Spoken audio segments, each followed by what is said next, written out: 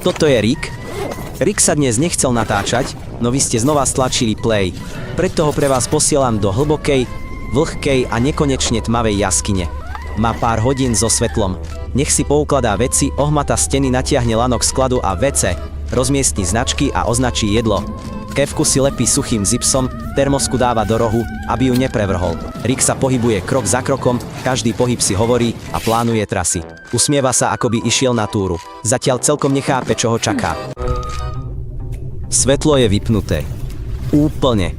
Je skutočná tma, nevidno ani vlastné prsty. Rick je sám v absolútnej tme, vidia len moje videokamery. Prvé kroky robí opatrne, stále z pamäti, kým nenarazí čelom do nízkeho stropu. Rick pokračuje, pomaly rukami nahmatáva lano, steny a všetko predtým preskúmané.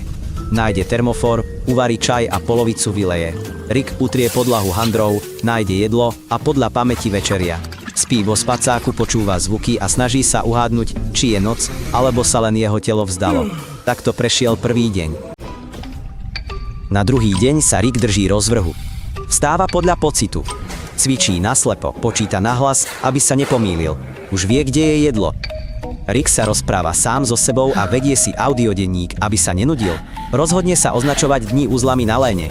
Stále verí, že ich dokáže spočítať. Jeho pohyby sú už presnejšie. Nezhodí riad, nemýli si nádoby.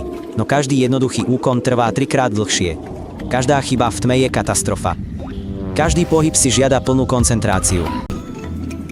Na tretí deň začína rozoznávať jaskyňu podľa zvukov. Kde kvapká voda, tam je sklad. Kde krok znie duto, tam je chodba. Kde stena ozvena, tam je hlavná miestnosť. Rick sa pohybuje istejšie a nájde veci hneď. Potom stráca prehľad a zviaže 2 uzly na miesto jedného. Neskôr pochybuje, či prešli 3 alebo už 4 dni. Toto je prvá chyba. Na 5. deň sa Rick sťažuje na únavu. Dovtedy sa telo už začalo meniť. Nedostatok slnka znižuje vitamín D. Rick cíti menej energie v tele. Telo sa neaktivuje, chuť do jedla klesá, namiesto pohybu chce len ležať, bez slnka a vzduchu telo šetrí energiou, vidíme, ako cvičí pomaly a sedí na zemi. Potom si píše, že je to len deň bez nálady. Takých dní bude ešte veľa, to cíti. Na 10. deň už úplne stráca orientáciu. Cíti, že prešli už viac než 2 týždne. Je 2-krát po sebe, myslí si, že prešlo veľa času. Potom nie je skoro deň, lebo je presvedčený, že len raňajkoval. Jeho vnútorný rytmus sa posúva dopredu. Telo samo rozhoduje, kedy je ráno a kedy večer. Bez svetla mozog nechápe, koľko času prešlo.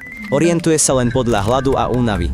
Na 20. deň sa objavujú fantómové zvuky. Načúva, stuhne a hovorí si, že to nie je človek, ale len kvapka. Pokračuje potom v bežných činnostiach.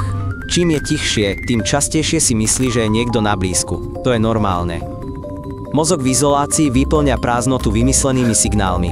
Rick to zatiaľ ešte kontroluje. V denníku píše, že sa mu občas niečo zdá.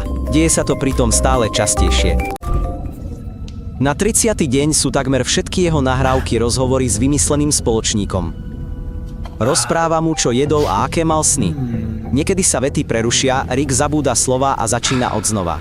Bez neustálej komunikácie reč stráca štruktúru. Všimne si to a snaží sa všetky svoje činy komentovať nahlas. Na 40. deň sa už takmer nemýli. Všetko nájde hneď, jeho pohyby sú presné a pokojné, trasy má nacvičené. Rick cíti, kde sa čo nachádza, podľa ozveny a teplotných zmien. Je si pritom istý, že je zhruba 32. deň. Rick už nepočíta, len žije. Uzly na lane už nie sú kalendár, ale zvyk. Rick sa prispôsobil a už sa nebojí tmy. Na 80. deň akoby Rickovo telo prešlo do nočného režimu. Puls bol nižší, pohyby pomalšie a spánok nepretržitý. Už takmer nemal chuť niečo meniť. Nedostatok svetla narúša hormóny zodpovedné za bdelosť, náladu a koncentráciu. Preto Rick viac mlčí a jeho mozog pracuje pomalšie. Pokračuje v tom, čo vie. Hľadá jedlo, varí čaj. Robí minimum pohybov, aby nezatuhol.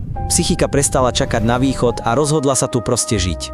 Na stý deň ho volám po mene, no Rick neodpovedá hneď. Potom vstane pomaly, ako by prvýkrát urobil krok.